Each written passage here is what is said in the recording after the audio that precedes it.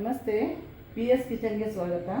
ಇವತ್ತಿನ ವಿಡಿಯೋದಲ್ಲಿ lunch box recipe ತೋರಿಸ್ತಾ ಇದ್ದೀನಿ. ಹೆಲ್ತಿಯಾಗಿರೋ ಮೆಂತ್ಯ ಚಪಾತಿ. ಈ ಚಪಾತಿಗೆ ಬೇಕಾಗಿರೋ ಇಂಗ್ರೀಡಿಯೆಂಟ್ಸು: ಈರುಳ್ಳಿ 2, ಹಸಿಮೆಣಸು 5ರಿಂದ 6, ಮೆಂತ್ಯ ಸೊಪ್ಪು 3 ಕಟ್ಟು ತೊಳೆದು ಹೆಚ್ಚಿಟ್ಕೊಂಡಿರೋದು, ಸ್ವಲ್ಪ ಎಣ್ಣೆ, ರುಚಿಗೆ ತಕ್ಕಷ್ಟು ಉಪ್ಪು, 1 ಸ್ಪೂನ್ ಜೀರಿಗೆ, ಗೋಧಿ ಹಿಟ್ಟು. ಇವಿಷ್ಟು ಬೇಕಾಗಿರೋ ಸಾಮಗ್ರಿಗಳು. ಮಾಡೋದು ಹೇಗೆ ಅಂತ ನೋಡೋಣ. ಮೊದಲಿಗೆ ಬಾಣಲಿಗೆ 2ರಿಂದ 3 ಸ್ಪೂನ್ ಎಣ್ಣೆ ಹಾಕ್ತಾಯಿದ್ದೀನಿ.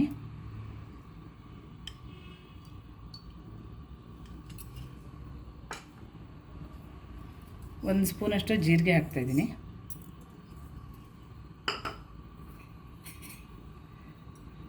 ಈಗ 2ರಿಂದ 3 ಈರುಳ್ಳಿ ಸಣ್ಣ ಹೆಚ್ಚಿಟ್ಕೊಂಡಿರೋದನ್ನು ಹಾಕ್ತಾಯಿದ್ದೀನಿ.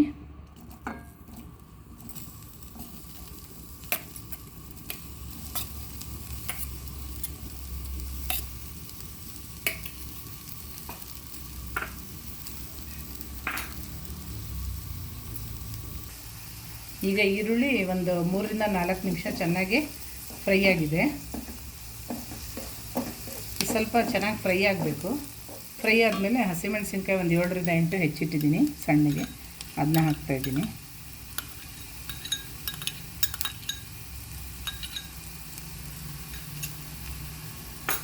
ಇದು 1 ನಿಮಿಷ ಚೆನ್ನಾಗಿ ಫ್ರೈ ಆಗಬೇಕು. ಇದು ಚೆನ್ನಾಗಿ ಫ್ರೈ ಆದಮೇಲೆ ಆಮೇಲೆ ಉಳಿದ ಸಾಮಾನು ಹಾಕಬೇಕು. ಹಸಿಮೆಣಸು ಹಾಕಿರೋದು ಈಗ 1 ನಿಮಿಷ ಫ್ರೈ ಆಗಿದೆ. ಈಗ ನೆಕ್ಸ್ಟು ಮೆಂತ್ಯ ಸೊಪ್ಪನ್ನು ತೊಳೆದು ಹೆಚ್ಚಿಟ್ಟಿದ್ದೀನಿ 3 ಕಟ್ಟು. ಅದನ್ನು ಇದಕ್ಕೆ ಹಾಕ್ತಾಯಿದ್ದೀನಿ. ಸಣ್ಣ ಹೆಚ್ಕೋಬೇಕು ಮಾತ್ರ. ಮೆಂತ್ಯ ಚಪಾತಿ ಆಗಿರೋದ್ರಿಂದ ಸಣ್ಣ ಹೆಚ್ಕೋಬೇಕು. ಇದು ಒಂದು 5 ನಿಮಿಷ ಸಣ್ಣ ಉರಿಲಿ ಫ್ರೈ ಆಗಬೇಕು. 1/4 ಸ್ಪೂನು ಅರಿಶಿನ ಪುಡಿ ಹಾಕ್ತಾಯಿದ್ದೀನಿ. ಮತ್ತು ರುಚಿಗೆ ತಕ್ಕಷ್ಟು ಉಪ್ಪು ಹಾಕ್ತಾಯಿದ್ದೀನಿ.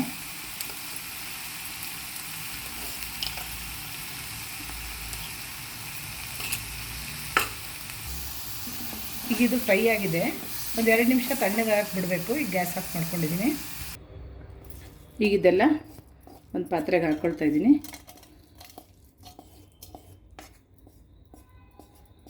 ಇದಕ್ಕೆ ಬೇಕಾಗಿರೋಷ್ಟು ಗೋಧಿ ಹಿಟ್ಟು ಹಾಕಿ ಈಗ ಕಲಿಸ್ತೀನಿ. ಇದಕ್ಕೆ ಎಷ್ಟು ಬೇಕಷ್ಟು ಗೋಧಿ ಹಿಟ್ಟು ಹಾಕಿ ಮಿಕ್ಸ್ ಮಾಡ್ಕೊಳ್ತಾ ಇದ್ದೀನಿ.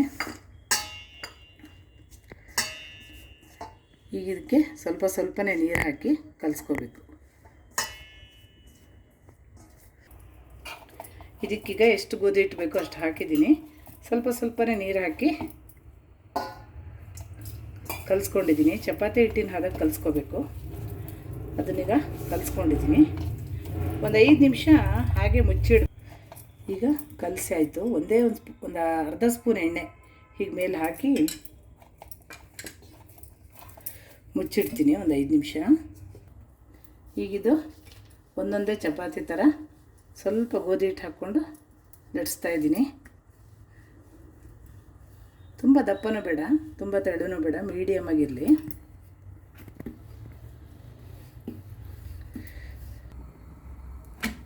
ಈಗಿದು ಲಟ್ಸ್ಕೊಂಡಿದ್ದೀನಿ ಮೀಡಿಯಮ್ ಆಗಿ.